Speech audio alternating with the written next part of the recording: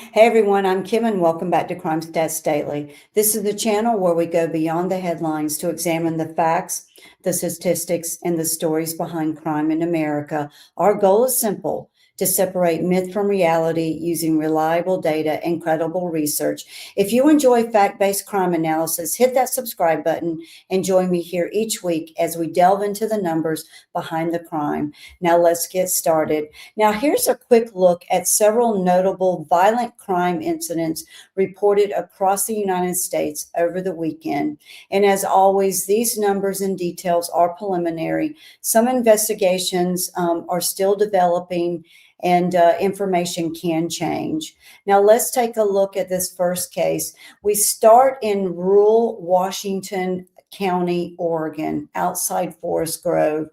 Early Saturday morning, firefighters responding to a vehicle fire at a property on Northwest Otis Lane discovered a complex crime scene. 5 people were found dead, along with several domestic animals. The Washington County Sheriff's Office is investigating the deaths as a quintuple homicide. Investigators identified 36-year-old Benjamin Charles Parker as the suspect.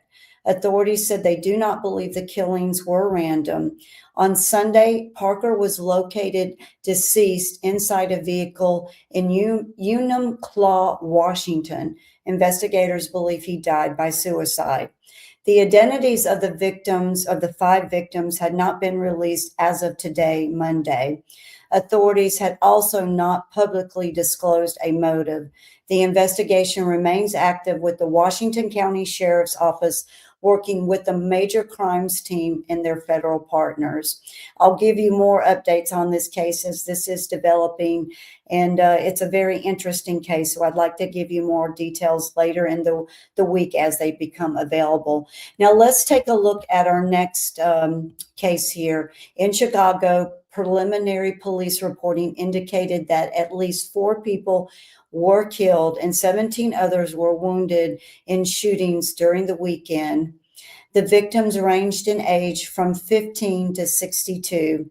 The shootings occurred across several areas of the city, including the south and the west sides. Now, many of the incidents occurred late Saturday night and into the early morning hours of Sunday. One shooting on West Fulton Street involved 3 people. A 48-year-old woman was killed, while a 48-year-old man and 43-year-old woman were wounded. Now, these figures, again, are preliminary and can change as the investigation continues and the victims' conditions are updated. Now, let's take a look at the Bronx. An early Sunday morning shooting left 1 person dead and 4 others wounded. Police responded around 5:40 a.m. to 233rd Street near Boston Road in the Baychester section of the Bronx. 18-year-old Werling Mendez was shot in the head. He was taken to a hospital where he later died. 4 other people were wounded, including a 22-year-old man was shot in the chest.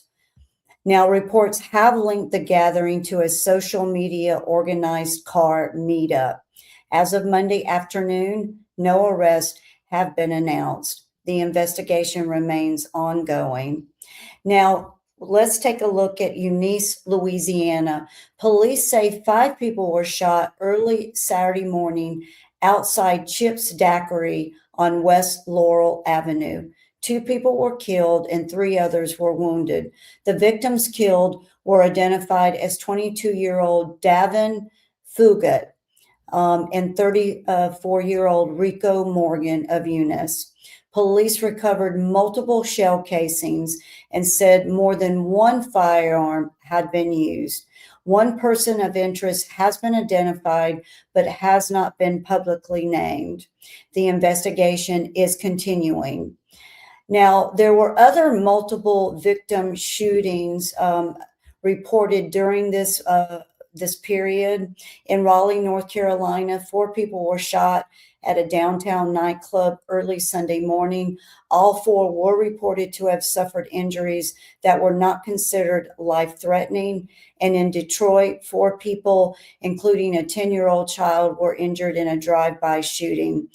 That Detroit incident occurred Friday evening, August the 21st. So it falls just outside our August 22nd to 24 weekend window. I'm including it here only as an additional incident reported during the broader weekend news cycle.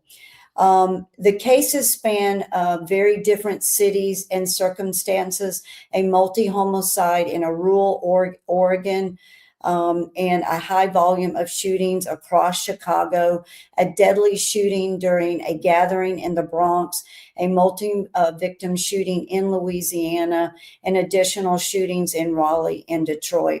Now, these incidents are different, and there's no evidence presented here that they are connected.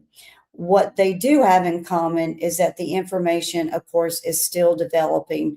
So here at Crime Stats Daily, the goal is simple: data first, context second, and connections when the facts change.